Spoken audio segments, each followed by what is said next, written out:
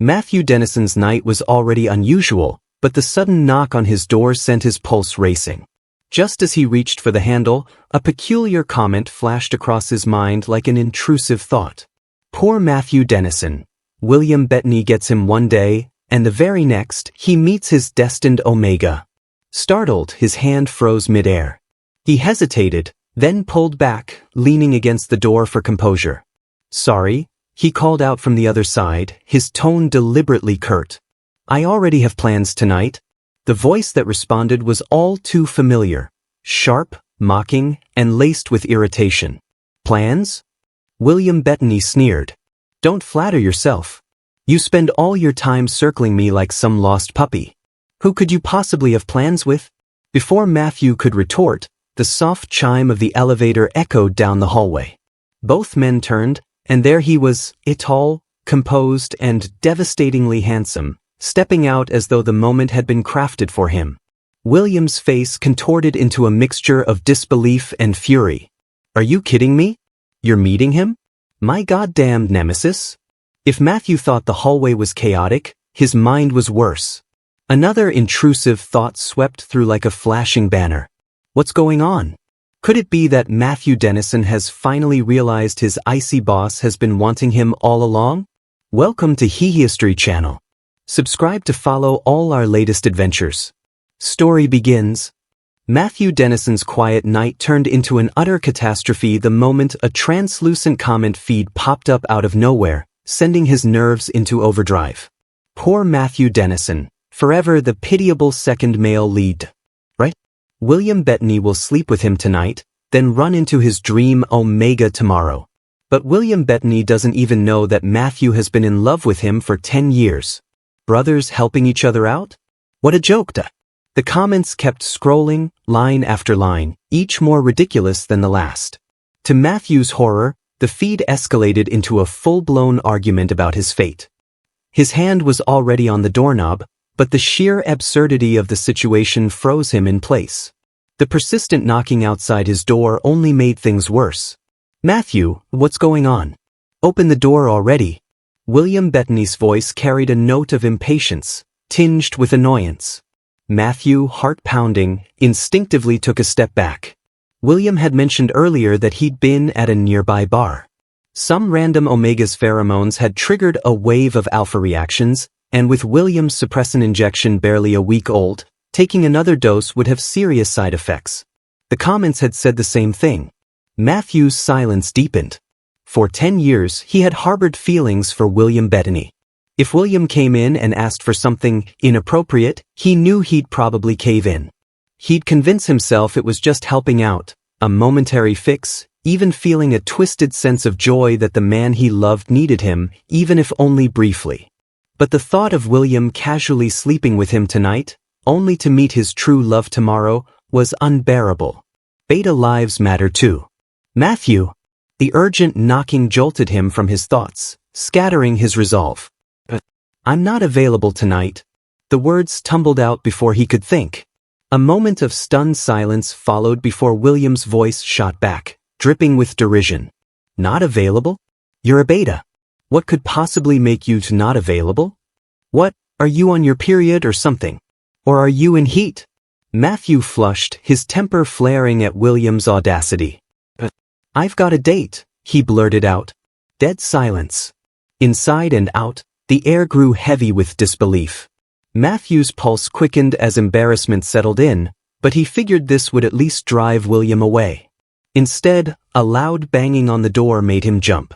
"A date?" William sneered. "Since when? You've been following me around like a lost puppy since we were kids. Who the hell could you possibly be dating?" Matthew felt the sting of his words. So, William did know how much his world revolved around him. "Open the door." William's voice took on a teasing edge. "I want to see if you've actually got someone in there, or if you're just bluffing." Before Matthew could respond, William's tone softened, almost apologetic. "Look, are you mad at me? Don't be. It's been a crazy week with clients. My dad made me attend those stupid social dinners." Matthew sighed softly. He wasn't mad, at least not anymore. This wasn't the first time William had let him down. They'd been here before, countless times. If he had let himself get upset over every broken promise, he'd have burned out long ago. As he debated what to do next, the elevator chimed faintly in the hallway. Matthew glanced at the video monitor by the door, and his breath caught. A tall, impeccably dressed man stepped out of the elevator, Kenneth Stoney, William's nemesis. The temperature in the hallway seemed to plummet as William's voice erupted in outrage. "You're kidding me. Your date is Kenneth Stoney? Matthew Dennison, did you seriously hook up with my mortal enemy?" Matthew froze. His brain scrambled for an explanation, but nothing came. Kenneth Stoney wasn't just anyone. He was the Kenneth Stoney, his cold, perpetually expressionless boss. Matthew panicked. Forget debating with William. If Kenneth got the wrong idea, his career might be over. Heart racing, he flung open the door, hoping to smooth things over. But his haste only seemed to fuel William's temper. "You wouldn't open the door for me, but the second he shows up, you're practically throwing yourself at him?" William's voice dripped with jealousy. Kenneth's sharp gaze flickered over Matthew, his eyes narrowing slightly. Matthew stiffened reflexively, a deep-seated fear of Kenneth's disapproval gripping him. "Please no." Not the death glare that comes with rejected proposals and endless late-night revisions. And then, just when Matthew thought things couldn't get worse, the scrolling comments returned. Wait a minute. Does Matthew not know that his icy boss has been harboring feelings for him? Matthew inhaled sharply, his mind reeling. This isn't real. It's just my imagination. But the comments were relentless. The real twist is that this doesn't match the original plot at all. Exactly. In the story, Kenneth was supposed to walk in on William and Matthew being all lovey-dovey in the bedroom. Why is Matthew out here? Caught between William's rage and Kenneth's icy scrutiny, Matthew was ready to disappear into the floor. After all, losing William meant heartbreak, but offending Kenneth Stoney? That could cost him his job, and maybe even his life. In the adult world, money and survival always came first. Get lost. Kenneth's cold voice cut through the tension like a blade. If you're in heat, go take a suppressant. Don't embarrass yourself at someone else's door. William's eyes reddened with frustration, but he scoffed. You think you can lecture me? Matthew and I have been sleeping together since we were kids. Who are you to judge? Matthew's heart stopped. What? Sleeping together? Sure, they'd had sleepovers before secondary differentiation kicked in, but that was years ago. Kenneth's hand twitched slightly, his face darkening. William draped an arm over Matthew's shoulders, grinning smugly. Didn't you always complain to me about how this guy worked you to the bone? Bet he's trying to use his power to coerce you now, huh? Is he threatening you? Seeing Kenneth's eyes narrow dangerously, Matthew panicked. Stop it. He shoved William away, his voice shaky. Mr. Stoney is just strict at work. He's never done anything inappropriate. Matthew wanted to cry. William's big mouth was going to get him killed. Sure, Matthew had vented about late nights and Kenneth's intimidating presence, but he'd never called him annoying or accused him of torture. The comment feed seemed to revel in his misery. William Bettany really hit the nail on the head about his rival's intentions. Is Matthew seriously oblivious? What kind of boss spends all those late nights with one employee, leaning over his shoulder under the guise of guidance? This was officially worse than the plot where William dumped him after one night. Kenneth Stoney's sharp gaze fell on me, his brows furrowing ever so slightly. You don't look well. Is your cold still bothering you? He asked, his usually frosty eyes laced with an unfamiliar softness. I jolted, nearly choking on my own disbelief. These ridiculous comments were getting to me. As if someone as cold and refined as Mr. Stoney, with all his wealth and looks, would ever care about someone as plain as me, a mere beta. I'm fine really, I stammered, avoiding his piercing gaze. But, Mr. Stoney, why are you here at my place? Kenneth's tone was calm as he explained. I happened to pass by and thought I should check on you. You've been sick, and it's my fault you caught a cold after all those late nights working overtime. Only then did I notice the insulated food bag in his hand. My eyes widened in surprise, and for a brief moment, an awkward expression crossed Kenneth's usually composed face. My housekeeper made too much food. I can't finish it all on my own, he added, his voice steady but almost defensive. Before I could even react, William Bettany's mood shifted. His scowl disappeared, replaced by a smug grin. Matthew, tell me what you want to eat, and I'll order takeout. Unlike some people, I don't palm off leftovers. Kenneth's cold gaze flickered to William's hand gripping my arm, his lips tightening as though he had something to say but chose not to. Suddenly, the comment feed popped up again. These days, playing the aloof Ice King isn't going to win anyone's heart. Exactly. Passing by? Extra food? As if he didn't just spend 3 hours making beef stew himself. My eyes darted to the unassuming food bag in his hand. A wave of dizziness hit me. Was this really the same Kenneth Stoney, the notorious workaholic boss I knew? Had some master chef possessed his body? And yet, if the comments were telling the truth, rejecting his gesture now would be an utter waste of effort. The truth was, I'd been laid low by a nasty cold for days, barely scraping by on bitter-tasting takeout. The thought of a home-cooked meal made my stomach growl audibly, and the aroma from the food bag was all the more tantalizing. Both of them turned to stare at me, their expressions unreadable. I could have sworn I saw a fleeting smile tug at the corner of Kenneth's lips. By the time your takeout arrives, Matthew might already pass out from hunger, Kenneth said flatly, his words directed at William but aimed to wound. He stepped forward and, without warning, grasped my wrist. His palm was scorching against my skin, the heat startling me enough that I almost yanked my hand away instinctively. Somehow I held back. Kenneth, on the other hand, was entirely unbothered as he delivered his parting shot. We'll be eating now, and discussing the work you've fallen behind on. If you can't control your pheromones, go take a suppressant shot. If you can't afford one, charge it to my account. His crisp, pine-like scent filled the space, cool and sharp like snow-laden evergreens. It was the kind of scent you wanted to breathe in deeply, no matter how cold it made you feel. It was familiar, hauntingly so. I'd smelled it countless times on those long nights when he stood behind me, hovering over my work.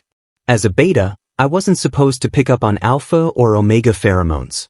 Even now, with William's faint heat lingering from his bar incident, I felt nothing. No wonder the comments speculated he'd move on so easily. Decades of companionship and 10 years of unrequited love, all as disposable as last night's takeout. William, you should, I started, exhaustion settling over me like a fog. The heat radiating through my body suggested my fever might be coming back. Before I could finish, William cut me off with a furious outburst. And what gives you the right to scold me, Kenneth? You can't even hide your own pheromones properly. High and mighty like an ice-capped mountain, William sneered, but just as fake in real life. The words hit me like a thunderclap. Wait, what did you say? I grabbed William's sleeve, my voice trembling. Kenneth's pheromones smell like ice and pine?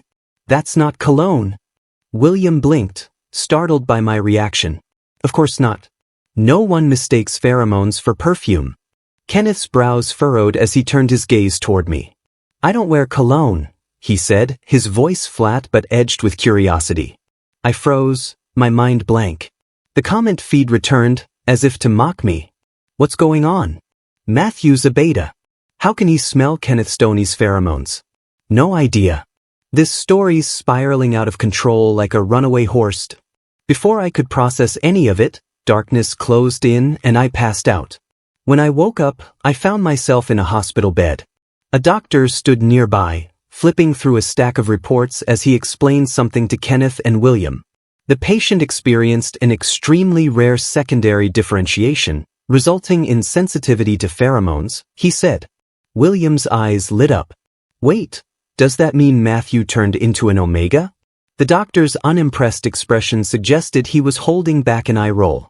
Oh. His body is long past the age where such a change is possible. After enduring a flood of medical jargon, I pieced together the gist. I was still a beta, but now I could smell pheromones. However, this ability was limited to one specific person, the one who triggered my condition. The prolonged fever had been a precursor, and the final push had come from that person's presence. I didn't need to think hard to recall the scent of ice and pine. My body heated at the memory.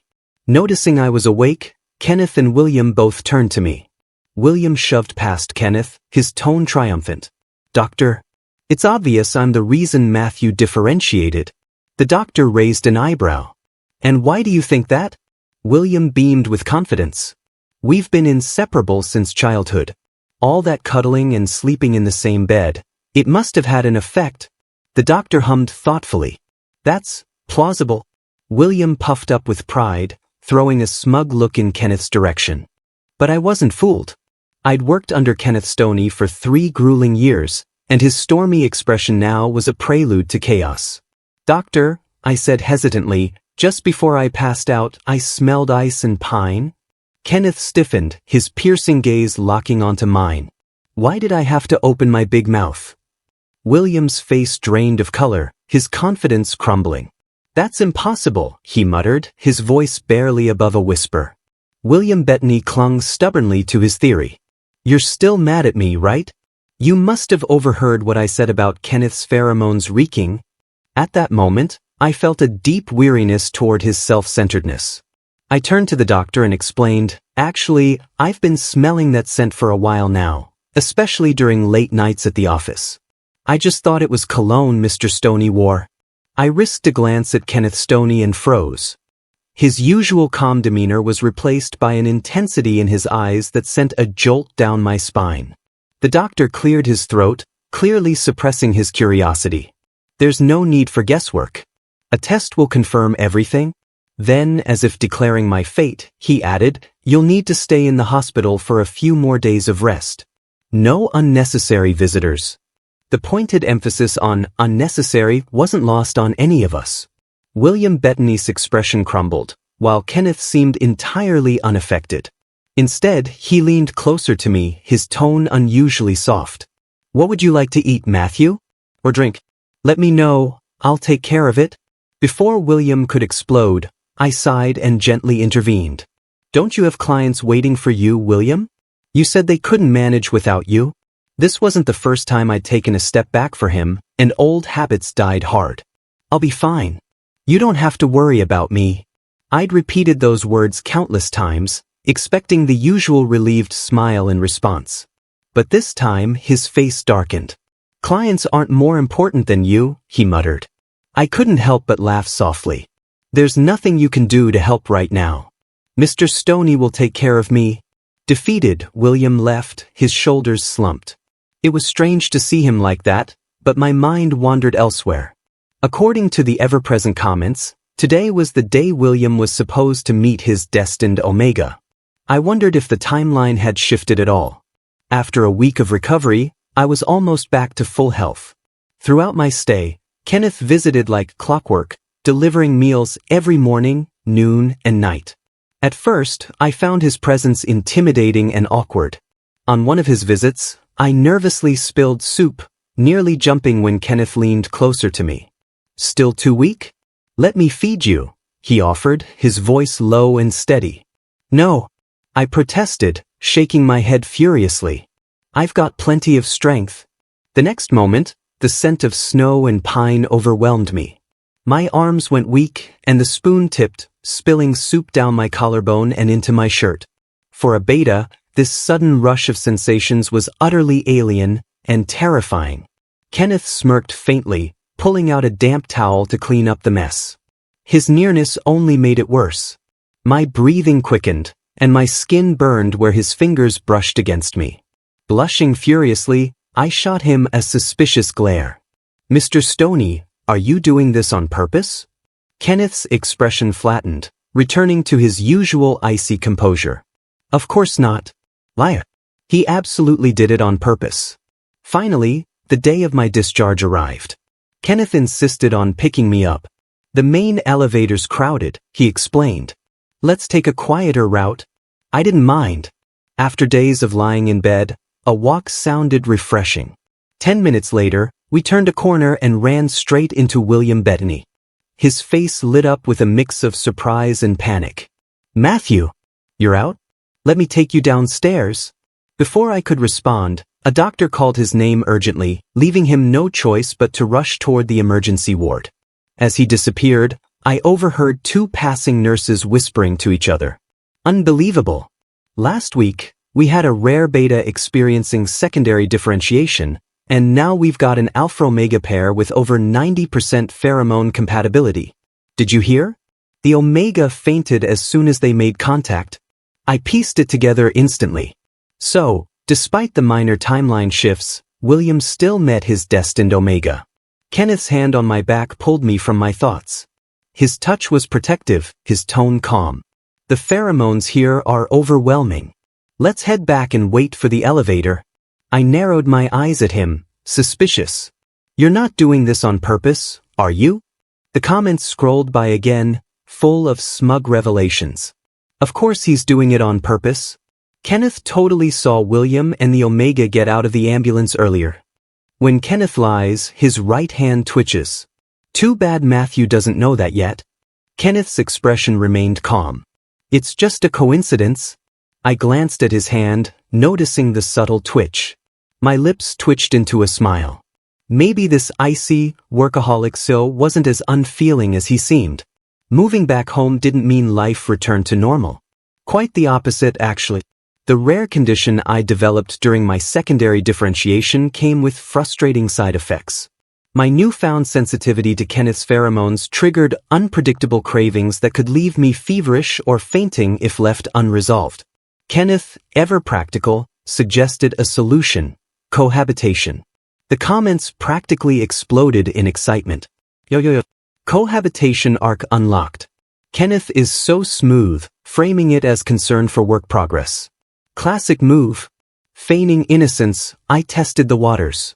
Mr. Stoney, you're really considerate of your employees? Kenneth's face remained impassive. I smirked. If I didn't know better, I'd almost think you liked me. For the first time, his hand twitched violently, gripping the seam of his trousers. It's all for work. I couldn't help but laugh internally. Any lingering tension about moving in with him melted away in an instant. The so-called home was actually Kenneth Stoney's upscale apartment, conveniently located just a 10-minute walk from the office. While it made his commute effortless, I couldn't help feeling bitter. Did he ever consider that I had to endure an hour-and-a-half commute each way? If you like it, you can always stay here permanently, Kenneth said casually, cutting a ripe strawberry and offering it to me. I popped the strawberry into my mouth, scrolling through the comment feed while stealing glances at Kenneth, who was wearing an apron and working efficiently in the kitchen. I'd always known Kenneth had a great physique. The way his tailored suits framed his broad shoulders, narrow waist, and long legs left no room for doubt. But back then, all I could think about when I saw him was work, and how to avoid his sharp criticisms. Now, watching him in casual loungewear, I found myself thinking, well, other thoughts. Look at Matthew Dennison. He's practically drooling. I bet my $100 that he wouldn't fall for Kenneth in less than 3 months, but at this rate, he won't last 3 weeks. Come on, who wouldn't throw themselves at a handsome, rich man who can cook? 3 days tops. I forced my hand to stay still, resisting the urge to wipe my mouth, only to end up coughing violently. Kenneth immediately came out of the kitchen, his expression laced with concern. Are you feeling unwell again? Without hesitation, he wrapped his arms around me, gently patting my back in reassurance. My cheek brushed against his ear as my chin rested on his shoulder. The warmth of the embrace sent a jolt through my body. Kenneth, misinterpreting my reaction, must have thought I needed his pheromones to calm down again. Soon, that familiar scent of snow and pine surrounded me. But this time, it didn't feel cold. Instead, it burned through me like lava. Unlike before, I was fully conscious now. I could have pulled away, but instead, I hesitated and slowly, tentatively, wrapped my arms around him. A moment later, I felt a soft touch against the side of my neck, sending a shiver down my spine. It dawned on me, Kenneth was stealing a kiss. Panicking, I tightened my grip on his shirt, my fingers clutching the fabric like a lifeline. Don't be shy, Matthew. Just kiss him already. Kenneth Stoney's weak spots, his ears, lips, and waist. How do we get Matthew to find out ASAP?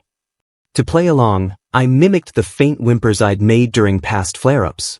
As expected, Kenneth tensed up immediately.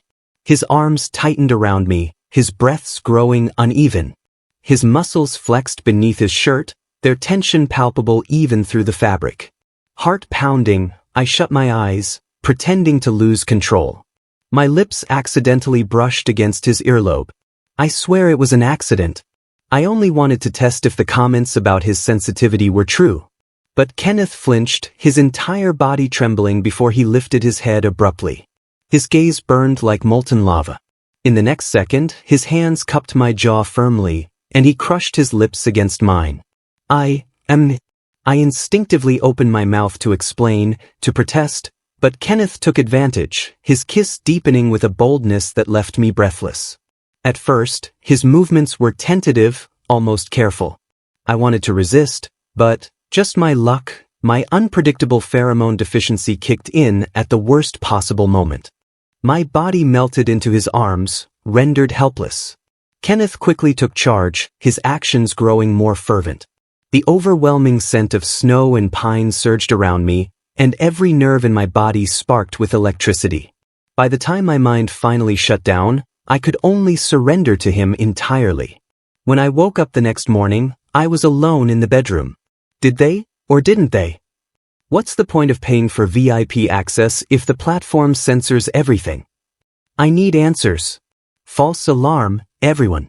Matthew's by himself. Guess nothing happened. Kenneth, are you even trying? The comments made my face burn. Last night, just when things had reached a fever pitch, Kenneth had abruptly pulled away, muttering a gruff apology before disappearing into the bathroom. I'd been too mortified to dwell on his rudeness and fled to the bedroom, slamming the door behind me. But one question lingered in my mind. Why on earth did Kenneth like me? When I finally stepped out, Kenneth was already dressed for work, breakfast laid neatly on the table. Working at the same company meant we had to endure the awkwardness together. No matter how uncomfortable things got, there was no escaping it. The silver lining? Since I'd moved in, Kenneth hadn't made me work overtime once. In fact, he'd even promoted me. You didn't have to, I started, guilt creeping into my voice. Kenneth cut me off, his tone firm. Don't misunderstand. The promotion and raise are entirely based on your abilities and dedication. He commended my contributions to the latest project. Well, considering I'd pulled 6 straight months of overtime, I couldn't exactly argue. Reflecting on it now, my resentment and exhaustion had faded, replaced by a strange, lingering sweetness. I shuddered. No. Don't let the workaholic infect you. Suddenly, a scarf landed around my neck. Are you cold? It might snow in a few days, Kenneth said, his voice soft. As he spoke, I noticed the chill in the air. But the scarf was warm, and the scent of snow and pine wasn't cold at all. That evening, William Bettany called. It had been over 2 months since I'd last seen him, a record-breaking gap in our friendship. In the past, he would have never gone so long without dragging me out for drinks or dinner. Recently, though, his invitations were fleeting, canceled before I could even respond. Maybe he was busy with friends, clients, or his destined Omega. It's fine. Next time, I said, my response automatic. But deep down, I sensed that our next times were dwindling. Matthew, William said hesitantly, it's your birthday this weekend. Come over to my place, I'll throw you a party. I blinked. He remembered my birthday? Of course, he added. Ours are only a week apart, so he knew. Funny how he never remembered until I was already celebrating his. When's yours again? He'd ask every year.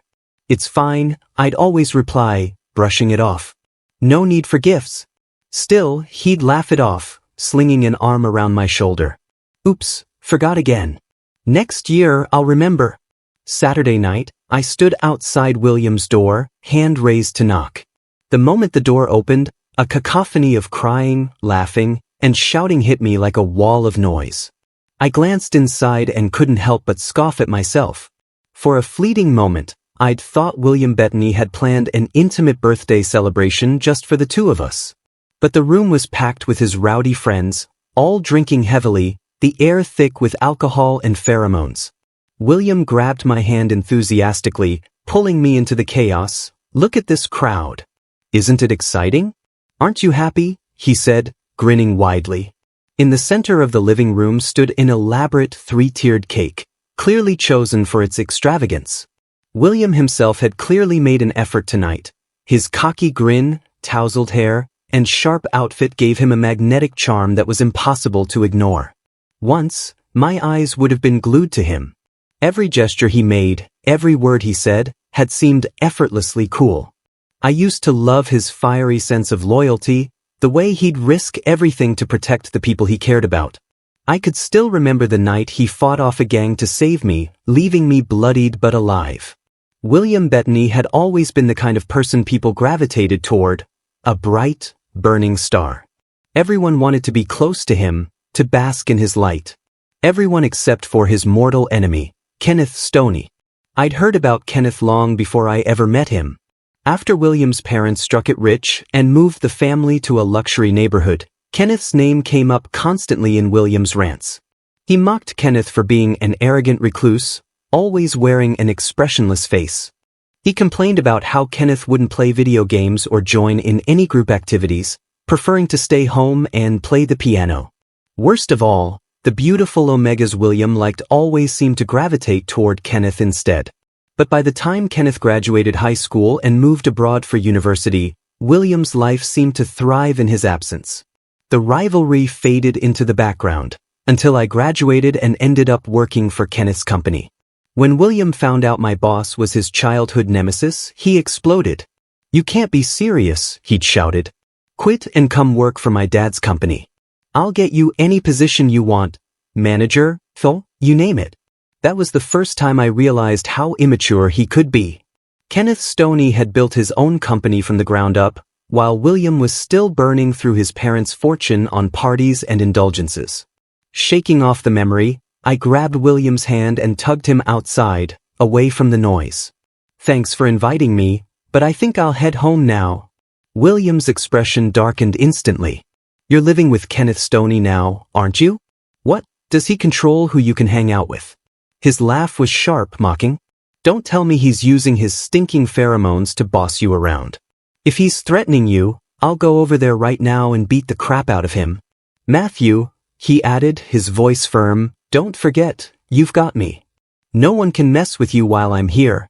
For a moment, his words softened something in me. Memories of the past flashed through my mind, like that night in high school when I'd called William in a panic. A group of drunk thugs had cornered two young Omegas in an alley. I'd called the police but worried they'd arrive too late.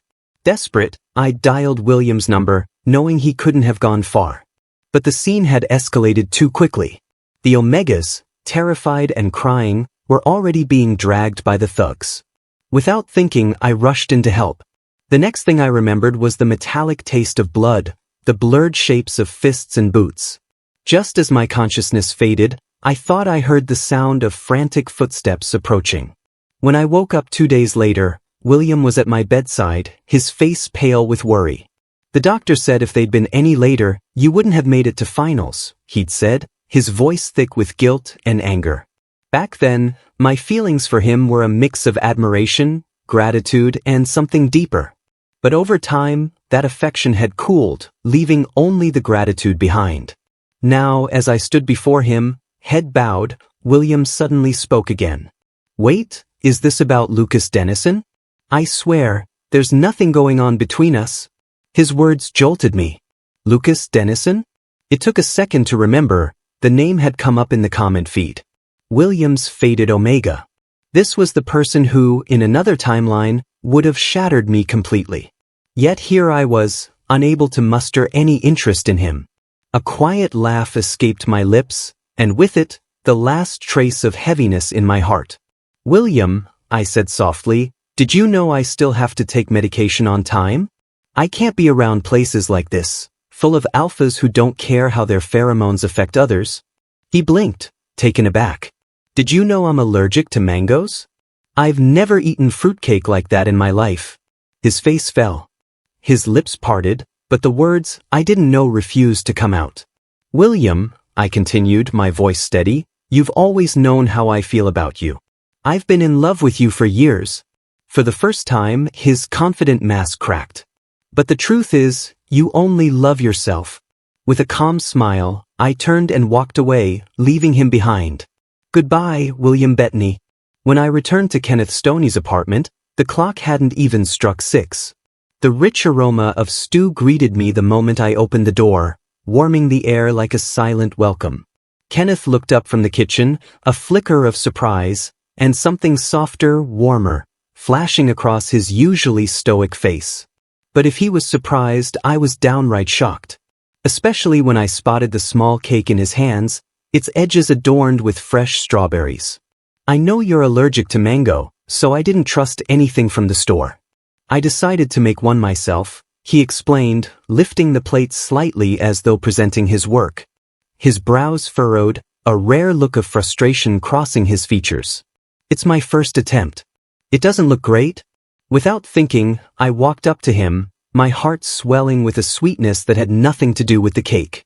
Didn't he get my message? I told him I was going to William Bettany's tonight. Kenneth's voice turned cool, his words pointed. I figured William would just order a bunch of takeout. And what if it didn't suit your taste? My eyes drifted to the cake, where the slightly crooked words "Happy Birthday" had been painstakingly piped. How did you know today is my birthday? I asked, genuinely puzzled. I didn't recall ever mentioning it. Kenneth let out a soft laugh, brushing off the question. I've seen your employment records. His fingers twitched slightly, a telltale sign he was lying. I narrowed my eyes but said nothing. Still, my body betrayed me, heat creeping up my neck. It had been weeks since my symptoms last flared up, but here I was, feeling inexplicably feverish again. Kenneth, I murmured, pressing a hand to my forehead, I don't feel so well. Concern flickered across his face. He set the plate down and stepped closer, his hand brushing my forehead with gentle precision. And there it was again, that intoxicating scent of snow and pine, wrapping around me like fine wine, warm and heady. I licked my dry lips unconsciously. Kenneth, I said, my voice low, I'm hungry. He pulled out a chair for me, his tone calm and steady. Do you want to start with the cake or the stew? But instead of answering, I reached out, boldness overtaking me. My hands settled on his waist, wrapping around him lightly. His entire body tensed, the shift in his posture unmistakable. I want to eat you, I whispered. Is that allowed? For a moment, time stood still. Then, like a storm breaking loose, his eyes darkened, and before I knew it, I was swept into his arms. His lips claimed mine in a fevered kiss, starting at my brow and trailing downward until they found their target. Through the haze of it all, one thought echoed in my mind. Whoever called him an ice mountain was dead wrong. He's a volcano, ready to erupt. When I woke up the next morning, the comment feed was already buzzing. Why another black screen all night? Useless platform, I want a refund on my VIP. I saw them kiss before it cut out. If they're going that far, why stop there? Look closely, Matthew's collarbone is covered in red marks. Last night must have been intense. I instinctively touched my collarbone, then froze, pulling my hand back as though burned. They weren't wrong. Last night had been intense. For a moment, I swore Kenneth was going to melt me alive. As if summoned by my thoughts, the door swung open, and there he was, standing as composed as ever. Baby, he said casually, as if the word wasn't enough to send my face into flames. I've scheduled a doctor's appointment for this afternoon. Let's eat breakfast first. The word baby hit me harder than any work criticism he'd ever thrown my way. Before, hearing him coldly call out Matthew Dennison had been enough to make me break into a sweat. Now this? This was a whole new world of surreal. Don't call me that. I stammered, the heat in my cheeks spreading. For a split second, disappointment flickered in his eyes. I thought that's what people in relationships call each other, he said, his tone soft but earnest. Then, almost as if to test me, he added, or is it that you only see me as a tool to manage your pheromone disorder? Of course not. I blurted out, more forcefully than I intended. Kenneth tilted his head, the corners of his lips quirking upward ever so slightly. Then you don't like baby? Would you prefer darling, honey, or perhaps wifey? The nerve! I shot him a glare, but my resolve crumbled almost immediately. Fine. Baby is fine. I huffed, turning away to hide my face. He pressed his lips together, clearly suppressing a laugh. Oh, he was definitely doing this on purpose. And once again, I'd fallen right into his trap. The doctor's expression during the checkup that afternoon was peculiar, equal parts knowing and amused, as if he'd seen this outcome coming from a mile away. Well, he said with a pointed look at me and Kenneth, now that you two are fully bonded, it's only a matter of time before the rare beta differentiation stabilizes completely. He was right. Within a month, my condition had resolved entirely. The timing couldn't have been better. Our project had just concluded with stellar results, and my colleagues insisted I treat them to drinks to celebrate my promotion and raise. What I didn't expect was to encounter a situation eerily similar to one from 10 years ago. In a dim alley beside the bar, a group of drunken alphas had cornered a lone omega. Just like back then, I didn't hesitate. But this time, I had a backup plan.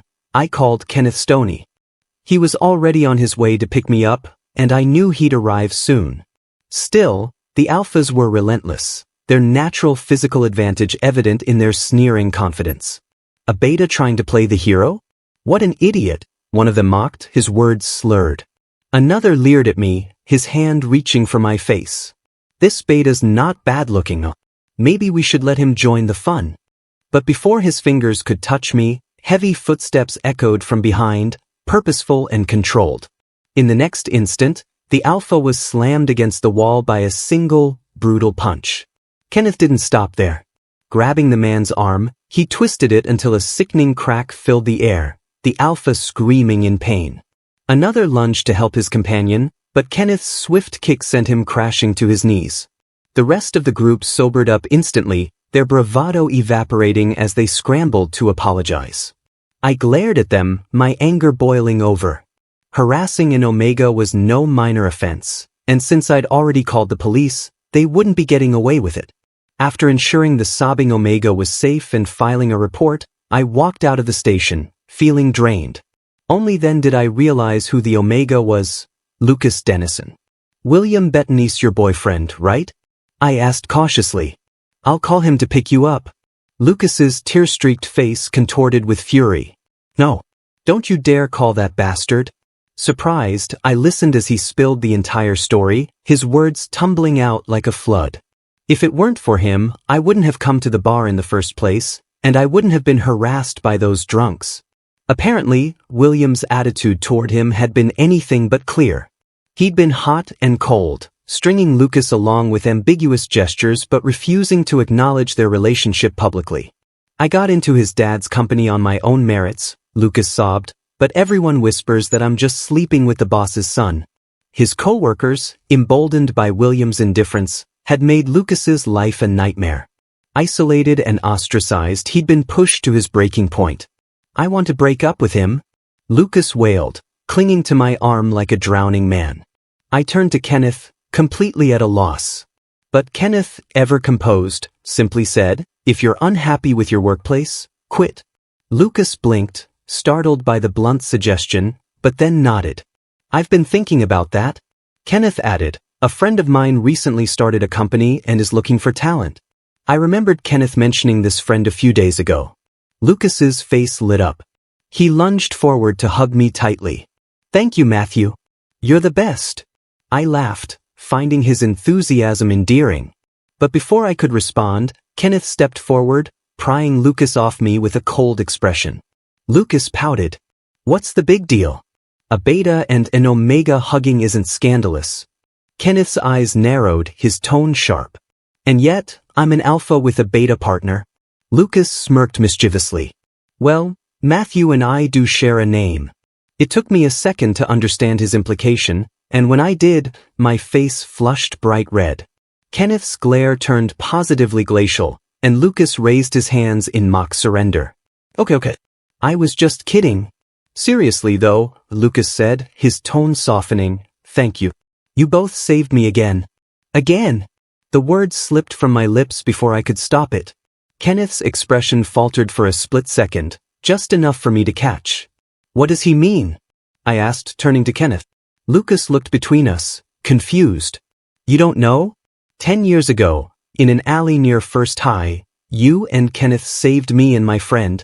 I stared at him, dumbfounded. You were covered in blood, lying on the ground. I was terrified. Lucas continued. If Kenneth hadn't shown up, I don't know what would have happened. He even carried you to the hospital. And afterward? I prompted, my voice shaky. Lucas sighed. We left for abroad a few days later. My parents thanked yours, but we didn't get a chance to see you again. I turned to Kenneth, my chest tightening. Is that true? He didn't need to answer. I already knew Lucas wasn't lying. Why didn't you ever tell me? Before Kenneth could respond, the comment feed surged to life, the words spilling over like a tidal wave. Did you see the new extra chapter? Yeah. Turns out Kenneth Stoney has liked Matthew Dennison since that night 10 years ago. And suddenly, I wasn't just reading the comments, I was seeing everything. 10 years ago, William Bettany had answered my call. There's trouble in an alley? Omega's being harassed? Did you call the police? But after hanging up, he'd turned to the boy clinging to him and smirked at the figure across from them. Kenneth, no need to take Tommy home. He's my boyfriend now. Kenneth had barely spared them a glance. Suit yourself? Tommy had pouted, tugging William's arm and demanding cake. William shrugged. Matthew will be fine. He's not stupid enough to fight a bunch of alphas. The scene shifted. I saw myself shielding an Omega, blood streaming down my face as the alphas beat me mercilessly. And then Kenneth arrived. Though younger and less imposing than he was now, he fought fiercely, taking hits but never backing down. In the end, he carried me to safety. Later, he'd come to visit me in the hospital, only to find William basking in my gratitude. William, you saved my life, I'd said, my eyes filled with naive admiration. Kenneth had watched silently before leaving without a word. The images faded, leaving me breathless and overwhelmed. Tears streamed down my face as I opened my eyes to find Kenneth holding me tightly, his scent enveloping me like a shield. I recognized you the moment I saw you at the office, he confessed, his voice trembling. I fell for you the night you stood up to those alphas without hesitation. I didn't mean to hide the truth, he continued, his voice breaking. I was afraid you still loved William Bettany. I reached up, cupping his face with both hands, and kissed him fiercely. You idiot, I whispered, my voice thick with emotion. It was always you. It's always been you. Thank God we didn't miss our chance again. Extra. William Bettany, unsurprisingly, couldn't let things go and stormed into Kenneth Stoney's office, causing a massive commotion. That's when I found out the truth. Lucas Dennison had gotten together with Kenneth's old friend, the tall alpha who'd helped rescue us all those years ago. It was only later that I learned their pheromone compatibility was a staggering 95%, even higher than Lucas's match with William Bettany. In the end, everything fell perfectly into place, resolving itself like a storybook ending. But for William Bettany, it was a rude awakening. By the time he realized what was happening, the world around him had already shifted. Unable to resist, I sent Lucas a message, hinting at William's antics. It took less than 20 minutes for Lucas to show up, fury blazing in his eyes. Right there, in front of me, Kenneth, and an office full of eager onlookers, Lucas tore into William with his sharp tongue, leaving no insult unsaid. He even went so far as to expose William's decade-long lie about saving me, something I hadn't fully processed until that moment. William's expression shifted from shock to humiliation as he stood frozen, his once proud demeanor shattered.